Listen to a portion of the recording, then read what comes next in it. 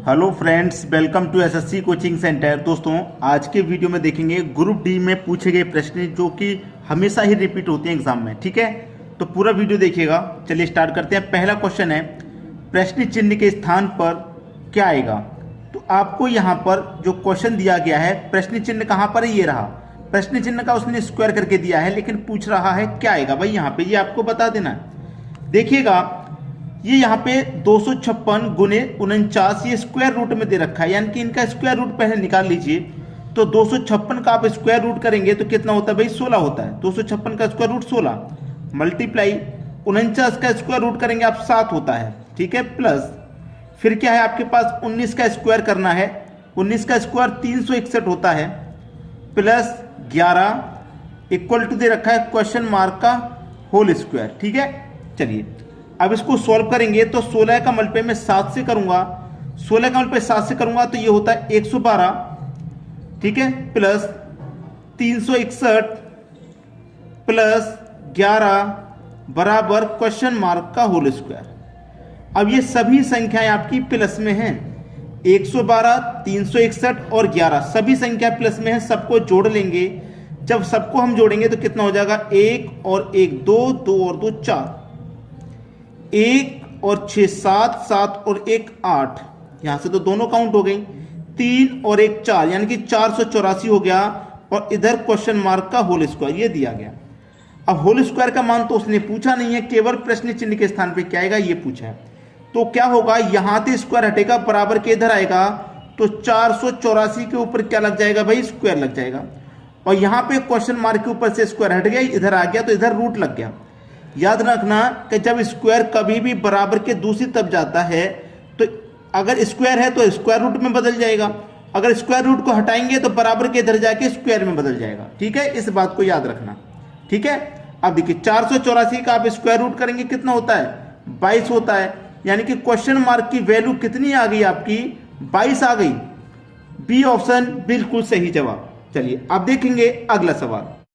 अगला प्रश्न है, 4 घंटियां एक निश्चित समय पर एक साथ बजती हैं, इसके बाद वे 6, 8, 10 और 12 सेकेंड के अंतराल पर बजती हैं, तो कितने मिनटों के बाद वे पहली बार एक साथ पुनः बजेंगी।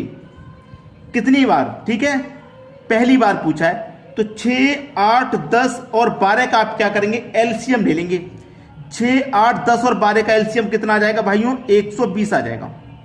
ठीक है, आपने क्या किया, 6, 8, 10 और 12 कैल्शियम लिया, लेके देख लो। बहुत सारे बच्चे कहेंगे सर आपने 120 कैसे कर दिया। देखो, 2 से कटाएंगे 3 बार में कटेगा, ये 4 बार में कटेगा, ये 5 बार में और ये 6 बार में। फिर से 2 से कटा दो, 3 नहीं कटेगा, ये 2 बार में कट गया। 5 नहीं कटेगा, ये 3 बार में कट गया। फिर से 2 से कटा दो, 3 नहीं कटेगा, 2 कट गया। 5 नहीं कटेगा, 3 नहीं कटेगा। अब 3 से कटा दो, 3 एक कम 3 गया। 5 नहीं कटेगा, ये भी गया। अब 5 से कटा दो इस 5 को। ठीक है, 5 त्रिक का 15, 15 दुने का 30, 30 दुने का 60, 60 दुने का 120। तो एलसीएम कितना आ गया भाई, 120 आ गया कि नहीं। तो मैंने तो डायरेक्ट एलसीएम लिख दिया था 120। 120 हो गया ना, यानी कि 120 सेकेंड, क्वेश्चन सेकेंड के अंतराल पे पूछा गया है, तो यहां जो एलसीएम आएगा वो भी तो सेकेंड में ही आएगा।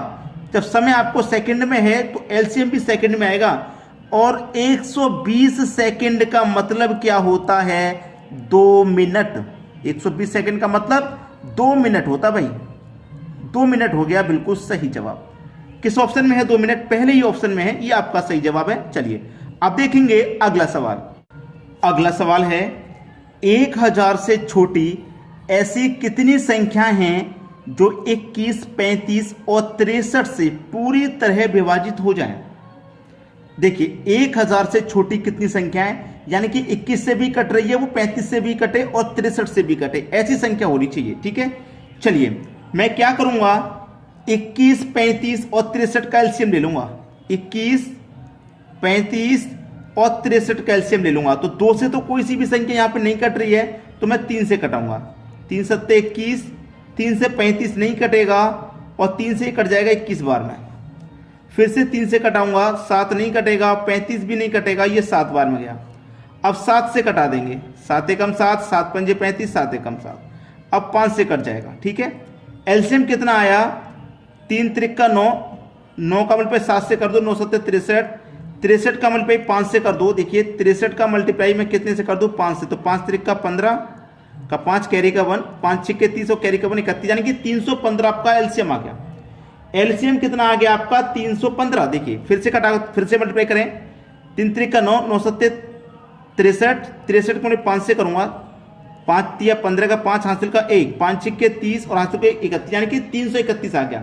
आपका जो एलसीएम कितना आ गया 331 आपका एलसीएम आ गया भाई, 331, यानी कि 315 आपका एलसीएम है, 315, यानी कि पहले नंबर पे तो एक संख्या है 315 जो कट रही है कितने से, 21 35 और 63 से 315, लेकिन हमसे पूछ रहा है 1000 से छोटी, यानी कि 1000 तक और कितनी संख्या है जो कटेंगी, यानी कि 315 कटेगी।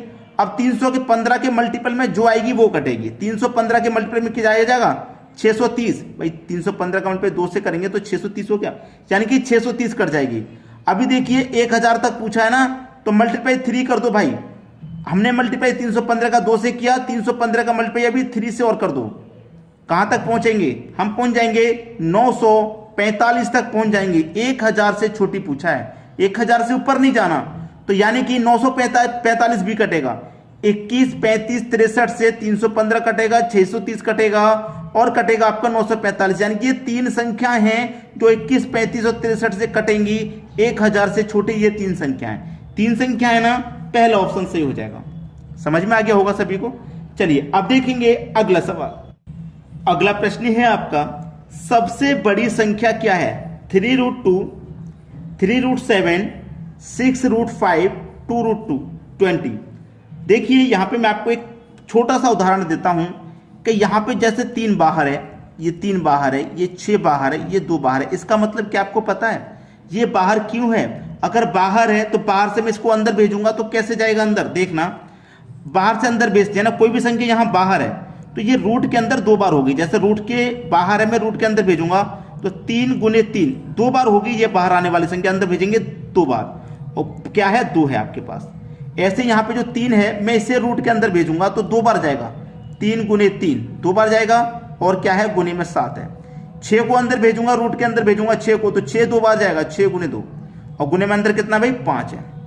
ऐसे ही यहां पे 2 को मैं अंदर भेजूंगा, 2 को भी अंदर भेजूंगा तो क्या जाएगा 2 गुने 2, ठीक है, और मल्टीप्लाई में 20 है। याद रखना कि जो संख्या बाहर है उसे स्क्वायर रूट के अंदर भेजेंगे तो वो 2 बार हो जाती है, ठीक है। 3 त्रिक का 9, 9 दूनी का 18, कितना हो गया भाई ये 18 हो गया। इसको बोलेंगे 3 त्रिक का 9, 9 7 63 हो गया, ठीक है।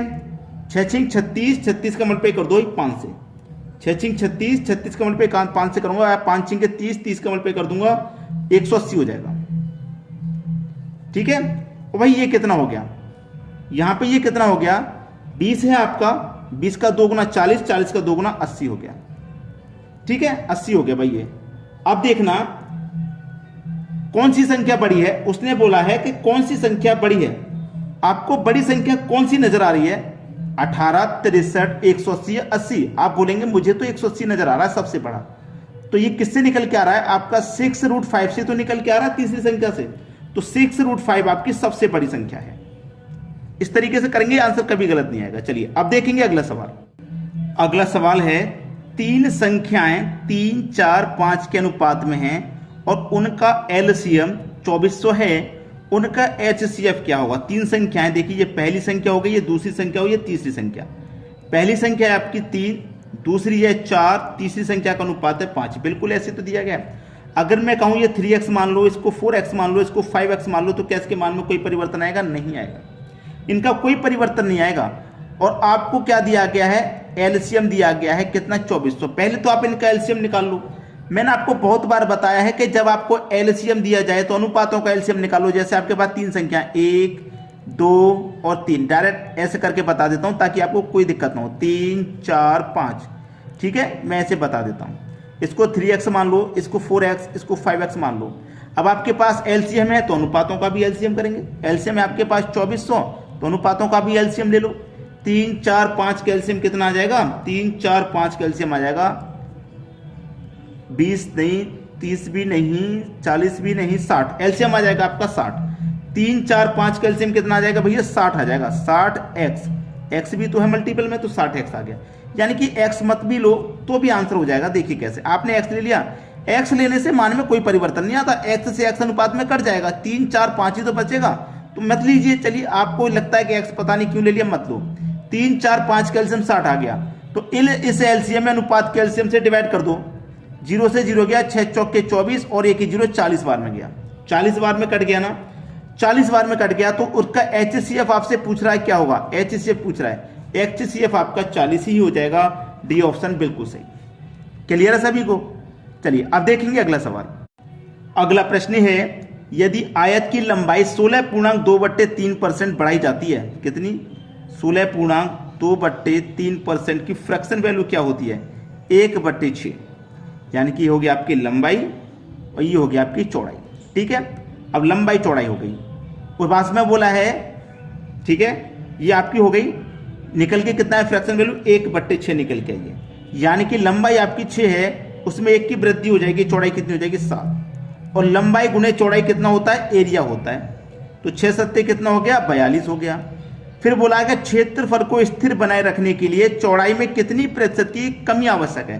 क्षेत्रफल को स्थिर बनाए रखने के लिए, क्षेत्रफल 42 है तो 42 ही रहेगा, तो चौड़ाई में कितने प्रतिशत की कमी करें, चौड़ाई में कमी करनी है भाई, तो 7 से मैं चौड़ाई को 6 कर दूंगा, ये 6 हो जाएगा, तो लंबाई आपकी 7 हो जाएगी, तभी तो दोनों का मल्टीप्लाई आपका 42 आएगा, क्षेत्रफल स्थिर रहेगा।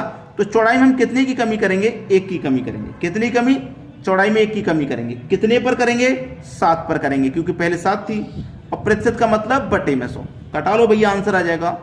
ठीक है, 7 एकम 7, 3 बचेगा 30, 7 चौके 28, 14 पूर्णांक किसमें है, 14 वाला एक ही ऑप्शन है, बी बिल्कुल सही जवाब हो गया। और आ जाएगा भैया 3 बचेगा 30, भाई 7 चौक 28, 2 बचेगा 20 हो जाएगा, 7 दूने का 14, ठीक है, 7 दूने 14, 6 बचेगा 60, फिर 7 8 56 कट गया, तो 14.28 ये आपका बिल्कुल सही जवाब है। चलिए अब देखेंगे अगला सवाल।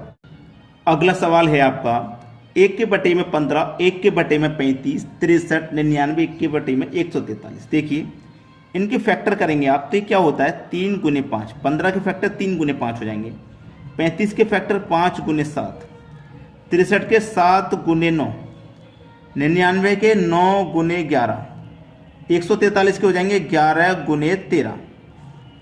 यानी कि जो यहाँ लास्ट है वो फर्स्ट है, जो लास्ट है वो फर्स्ट है, जो लास्ट है वो फर्स्ट है, जो लास्ट है वो फर्स्ट है, इस तरीके से चल रहा है। और इनका जो गुणनखंड हमने किए फैक्टर, सभी में 2 का अंतर है, ये ध्यान रखना। सभी में अंतर कितने का आ रहा भाई, 2 का अंतर आ रहा सभी में। ठीक है, चलिए तो तरीका क्या है, 1/y डिफरेंस करने का तरीका बता रहा हूँ। 1/y डिफरेंस इंटू 1 के बटे में फर्स्ट माइनस 1 के बटे में लास्ट, हो गया आंसर। 1 के बटे में डिफरेंस, यानी कि डिफरेंस 2 का है, ठीक है, डिफरेंस 2 का है। 1 के बटे में फर्स्ट, फर्स्ट वाली संख्या क्या है आपकी 3, माइनस 1 के बटे में लास्ट, लास्ट वाली संख्या आपकी 13 है, 13 ले लो। ठीक है, चलिए अब क्या है, 1 के बटे में 2 इंटू 3 का और 13 का एलसीएम कितना हो जाएगा, 13 त्रिक का 39 हो जाएगा, यानी कि 13 गुने 3 गुने 13, इन दोनों का मल्टीप्लाई ये तो हो जाएगा। ठीक है, 3 से कटाऊंगा 39 को, 3 से कटाऊंगा 39 को कितनी बार में, 3 में 13 बार में, 13 कम 13, और 13 से कटाऊंगा 39 को 3 बार में, 3 कम 3, यही तो आएगा। चलिए ये 1/2 हो गया, मल्टीप्लाई 13 में से 3 जाएगा तो 10, 13 त्रिक का 39, ये हो गया। कटेगा किसी से तो कटा लो, नहीं कटेगा तो छोड़ दो। 2 से 10 कट गया 5 बार में, 5/39 आपका सही जवाब है, 5/39 यानी कि बी ऑप्शन, ये बिल्कुल सही जवाब हो गया आपका। क्लियर सभी को आंसर। चलिए अब देखेंगे हम अगला सवाल। अगला प्रश्न है 2 के बटे में 3, 4 के बटे में 5, 6 के बटे में 4 का HCF क्या होगा। याद रखना, इस तरीके का कोई भी प्रश्न आपको आ जाए, जो पूछा गया है वो ऊपर वाली संख्याओं का निकालेंगे आप, जो पूछा गया है वो ऊपर वाले, यानी कि HCF पूछा है, ऊपर वाली संख्याओं का आप HCF निकालो। HCF पूछा है ना, तो ऊपर वाली संख्या का HCF निकालेंगे, नीचे वाली का LCM, जो पूछेगा वो ऊपर वाली संख्या का। ठीक है, तो जो पूछ रहा है वही निकालो, ऊपर वाली का HCF निकालेंगे। 2 4 6 का HCF कितना आ जाएगा भैया, 2 आ जाएगा। 2 वह बड़ी से बड़ी संख्या जो इनको काटेगा, 3, 5, 4 का एलसीएम कितना होता है भैया 60 होता है, यानी कि 2 के बटे में 60 कटा लो, 2 1 कम 2, 2 से 30 बार में कट गया, 1 के बटे में 30 बिल्कुल सही जवाब है बी ऑप्शन। समझ में आ गया होगा सभी को।